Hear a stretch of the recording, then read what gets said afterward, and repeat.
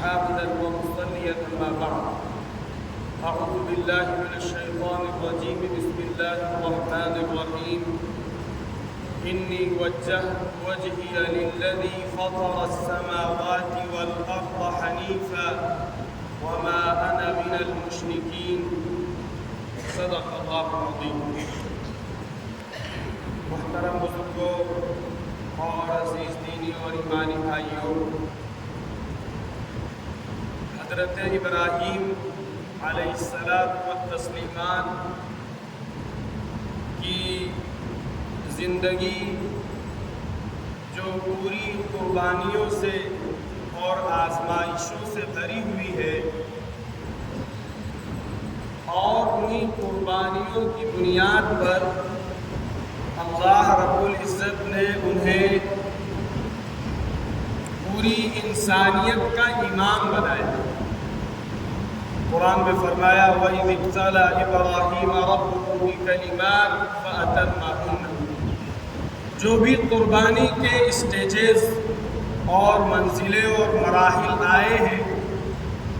ان ساری منزلوں کے اندر انہوں نے اپنے امتحان میں اور اپنی آزمائش میں اور اللہ کی طرف سے اس امتحان میں پورے طور پہ کامیابی حاصل کی، جس کی بنیاد پر اللہ رب العزت نے انہیں پوری انسانیت کا امام مقرر کیا۔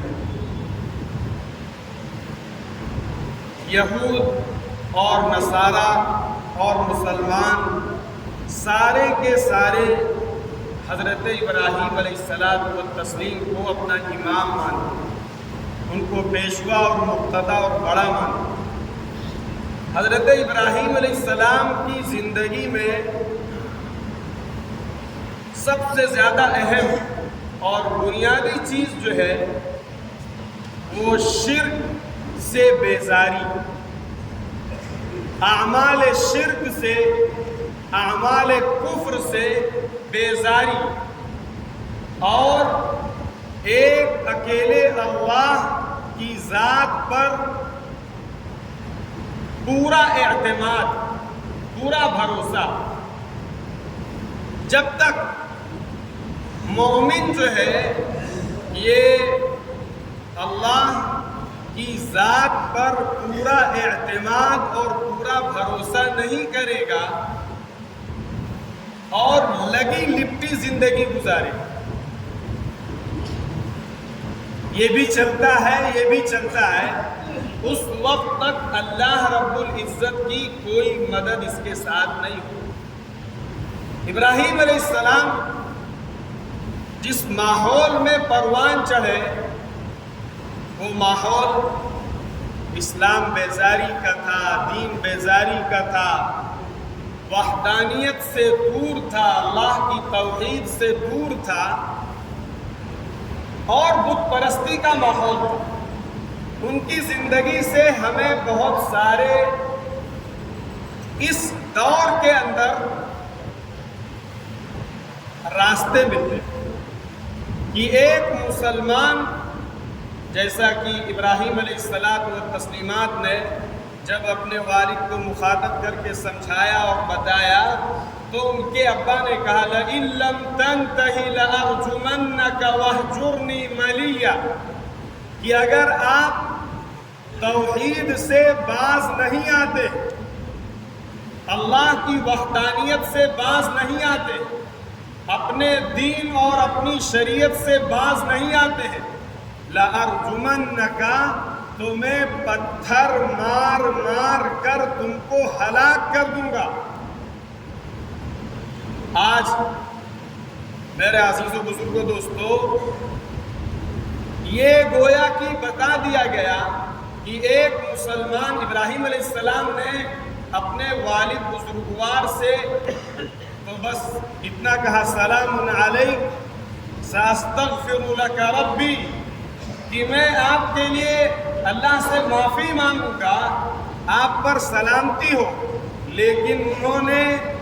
اسلام کے ساتھ، دین کے ساتھ، اللہ کی شریعت کے ساتھ، اللہ کے قانون کے ساتھ کوئی سمجھوتا نہیں کیا.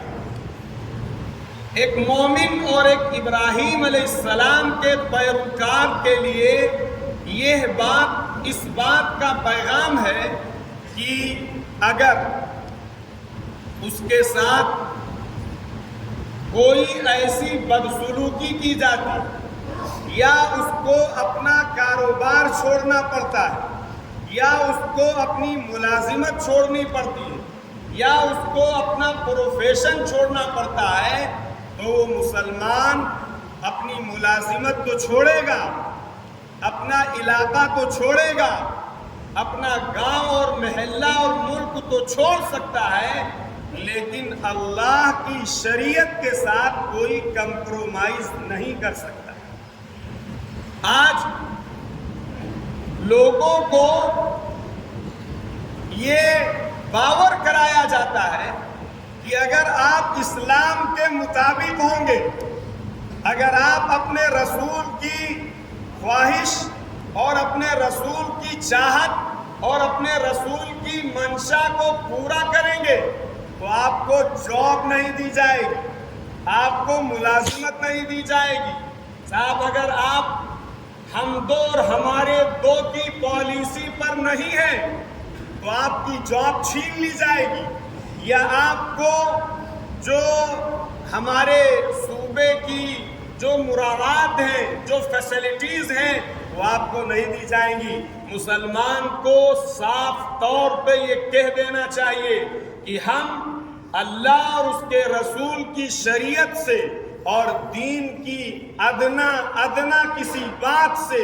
ایک لمحے اور ایک پل کے لیے دستبردار اور کمپرومائز نہیں کر سکتے ہیں، مجھے مراعات حاصل ہو یا نہ حاصل ہو.